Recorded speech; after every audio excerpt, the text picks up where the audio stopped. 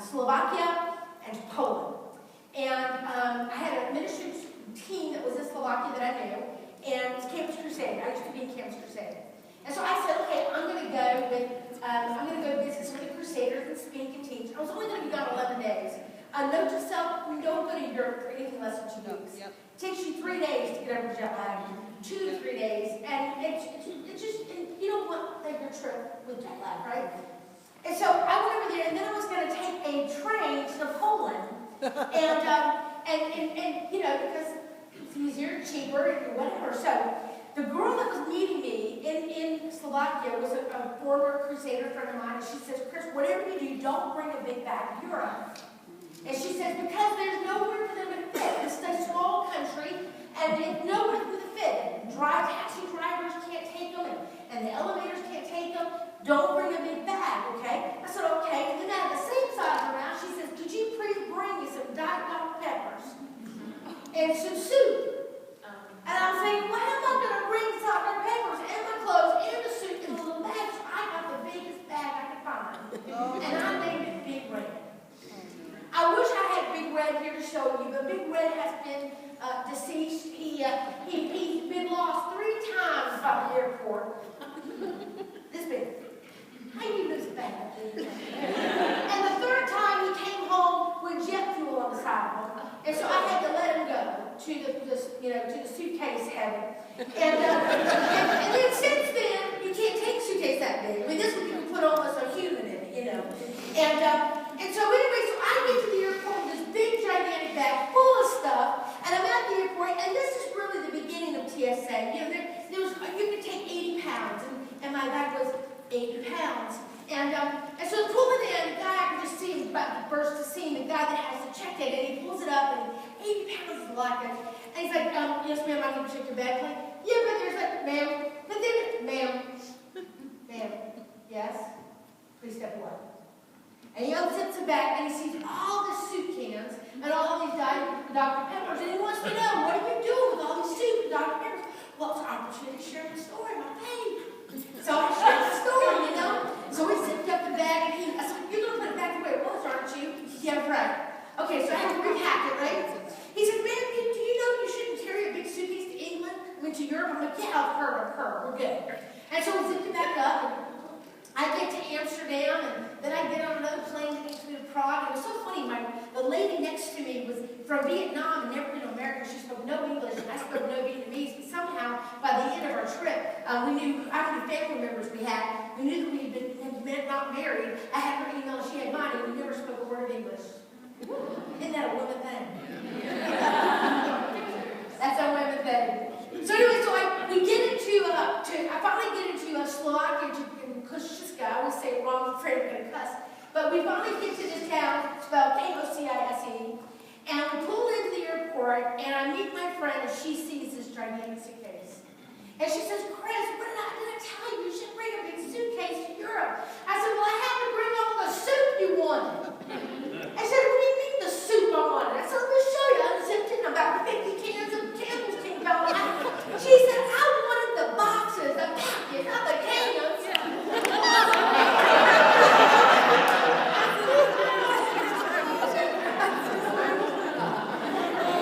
Communication is very important. So anyway, so we roll it out and we go get a taxi driver, and the taxi driver goes, oh no, you cannot bring a big auto, you know. So did you know you should bring a big suitcase? I'm like, yes, I've heard this now a few times. I said, can you help me load it in the back of your car? He goes, what? I'm not going to buy it. I cannot load it. You cannot have to load it. I'm like, you need this a lot. So me and the girls, we load the suitcase, and then literally half of it stuck out of the trunk. And we go drive to the airport, to the hotel. Get to the hotel, and I go get in the elevator, and the elevator had weight limit. And I'm like, okay. I said, Stacy, you're going to have to stay at this church. So I remember. I mean, literally, we were overweight for the elevator. So I finally get in my room, and I go and speak and teach and whatever, and it's time for me to go to Poland. I'm so excited because I have some relatives in Poland. I didn't know I had relatives. It's kind of exciting to have relatives in Poland. I was kind of looking forward that maybe they were special.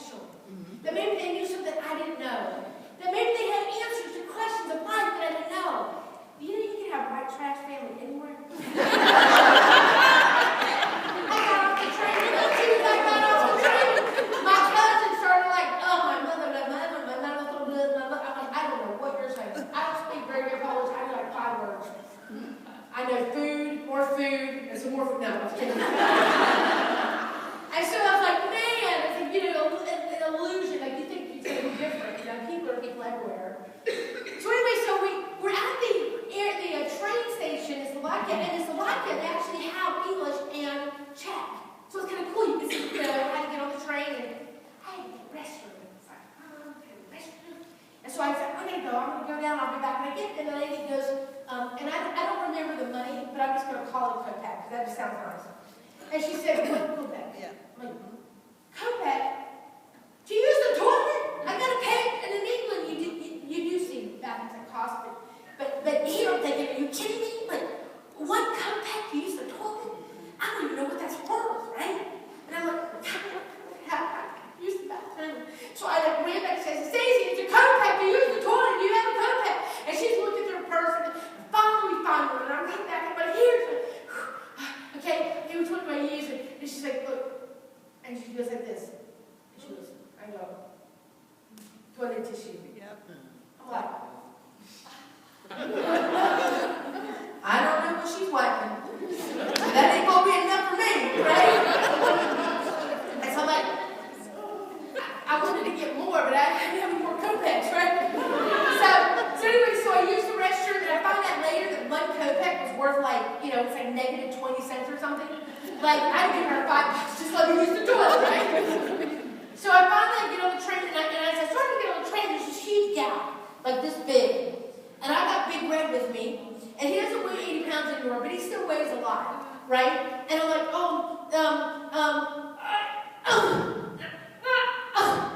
and there's this guy with a cigarette. He's like, don't you know, some great red big cigarettes to England, to Europe.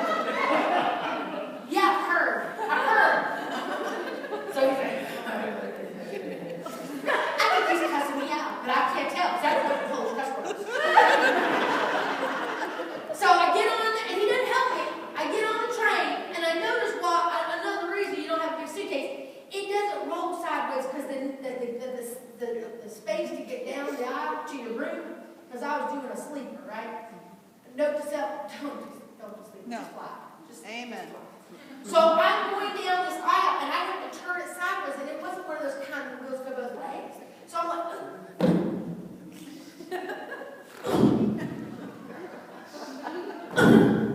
and he's like, stupid American. Like, what? Did he just call me a stupid American? And the whole time I was thinking, he's laughing. He thinks it's so funny. So I finally get to what was my room, and I'm like, and I open the door, and there's a space between the wall and the bed, like this. And there's 3 beds. 1, 2, 3. I'm like, which one? He goes, I'm like, what did he say again? Oh my gosh! I'm like,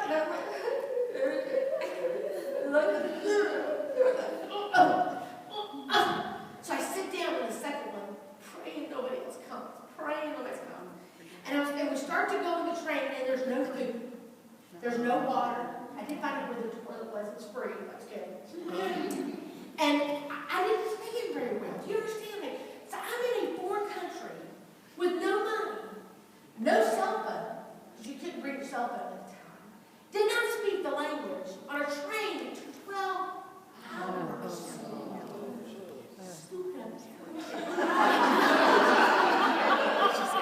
So I'm sitting in this bed, and you have to sit like this because you can't sit all the way up. So I'm sitting in this bed, and I ain't got a snack. I ain't got no diamond to do. I ain't got nothing. No, I like that. Just in case you want to give me some. Anyway, and I'm like, oh my God, I was really stupid. I ain't got no money. I ain't got nothing. Can we get a snack? Well, there ain't no way to get a snack. And you just like stupid things in front of your head. So I'm sitting there, I'm like, well, there's nobody else getting on the train. I'm just going to lay down. And so I'm going to open the window, and then I start checking, like diesel. And I shut the window, and it's freezing, and it's snow outside, and And so then I open up this door, and he's out there smoking. Can you see it again? Oh my gosh! And so I sit there all night long. I laid there. It was horrible. Absolutely horrible. So the next day, I'm so excited. I said, okay, they go, we have to change trains in Krakow. So I'm like, okay, is this it? Like, no, this is not, no. Is this it? No. And I keep asking because I just want to get off this thing. It's miserable. I'm so miserable. I didn't sleep at all. And so I've got the suitcase and I'm blocking the aisle. And people have to climb over my suitcase to get across the aisle. And so finally I said, does anybody speak English? Does anybody speak English? And finally this girl goes, I speak English. I'm like, oh. You know, because I was like, I got to start, I got to go register, and they're like, what program? I'm like, oh, this is right.